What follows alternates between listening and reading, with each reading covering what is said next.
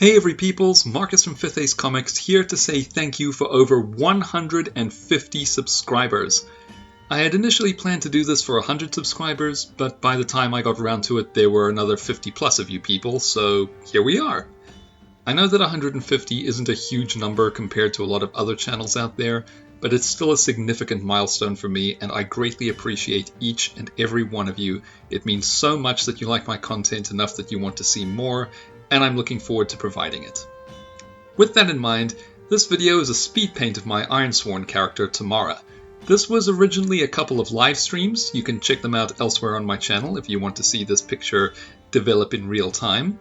And while that's going on, I'm going to do a little recap of my experiences playing Ironsworn, as well as talk about where I want to take my channel in the coming year. I discovered Ironsworn at a point in my life where I was feeling creatively spent. I was dissatisfied with my art, my gaming group was having scheduling issues, and I was looking for an outlet in a bad living situation. I'd had the thought of doing solo role-playing for a while, but using the kind of supplements needed to play something like D&D solo was too much of a headache, so it was amazing to see a game where solo play was considered the standard. One of the things I like doing in my spare time is using various RPG systems to generate characters for fun, and to potentially use as inspiration for fiction, but it's rare that I get to generate a character like this and actually play a game with them. My gaming group has a hard enough time keeping one game going on one system, and trying to fit in multiple groups with multiple games is next to impossible, even without the state of the world today being what it is. As such, the concept of solo roleplay was highly appealing, and Ironsworn is so well designed for it. My first experience with Ironsworn was interesting, to say the least. One of my role-playing habits is, whenever I experiment with a new gaming system, I always try to make a spellcaster first.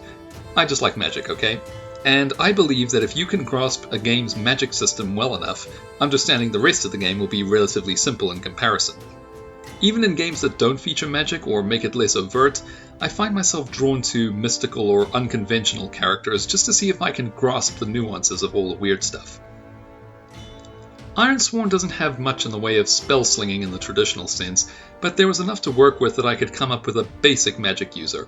With the invoke ritual and the sighted path, I had the foundation in place, and with the alchemist path to round out the starting assets, Bryn of Rockhaven was born. She had to keep her abilities as a mystic secret for fear of prejudice, but had the ambitious goal of learning all there was to know about magic. With my sights set on creating the ultimate ritual caster, I began my chronicle. It was a disaster. I had a run of bad luck when it came to fulfilling vows and forging bonds, and the first couple of combat encounters were devastating. I had not prepared for the ruthlessness that was the challenge dice. That being said, it made for some truly dramatic storytelling. Bryn was in way over her head, on the run from people who feared and hated her, with an ever-present malevolent force dogging her footsteps in the form of some kind of elder evil. Some close calls and her struggle to survive kept me rooting for her. However, I only lasted 4 sessions before whatever entertaining drama I could glean from my missed rolls was far outweighed by the depressing fact that having a character that couldn't handle themselves in a fight was not living up to my style of play. I was too unfamiliar with the system to play smart, and I was one bad combat roll away from rage quitting in frustration. Lesson thus learned, I wanted to make sure that my next character would be simpler, stronger, and have some survivability. And since I had a better understanding of the rules, I figured it might be interesting to chronicle the experience online in video format. I had been hungrily consuming all the live plays of Ironsworn that I could find, and filling out the experience with Roll20 looked so easy and convenient. Plus, narrating my experiences out loud was a lot of fun. It felt like I was telling a story rather than writing one, like I was the game master for infinite potential viewers as well as myself. So it was that I revived my forgotten YouTube channel and began the adventures of Tamara, the Iron Warden. I had few expectations going into the game, other than that I wanted my character to be strong and morally heroic. The possibility of them having scald blood and the idea of a roaming warden as outlined in the World Truths fit the concept perfectly. Also, I didn't want them to use a sword. I like swords, I think they're awesome, but every fantasy protagonist and their aunt wields a sword, so I figured an axe would be more fun and relevant to the harsh nature of the Ironlands. Also, I'd been watching Let's Plays of God of War, so there's that. Otherwise, the character was rather nebulous. I had lofty ambitions for them, and I still do, but I'm not going to spoil them here, just in case the dice end up taking Tamara in an unexpected direction. Lord knows they already have done so a couple of times. All I can say is, if Tamara wants to protect everyone in the Ironlands, she's got a long journey ahead of her, and she may have to face things much more complicated than a mutated beast or a magic rock. Only time and future sessions will tell. That being said, as far as the future of the channel goes, I have some plans for where to take it in 2021. With the holidays coming up, I'm probably going to be doing all I can to recover after everything that 2020 has done to us. But from around mid-January there will be a lot more content coming, and I'll be experimenting a little here and there in the meantime. Naturally, I want to carry on with Ironsworn. I've had an absolute blast playing Tamara, and in sessions to come I want to start expanding on her character a bit more, flesh her out with some more personal ambitions, perhaps delve a little more into her past. I also want to try my hand at a few other solo roleplays, experimenting with other systems and such.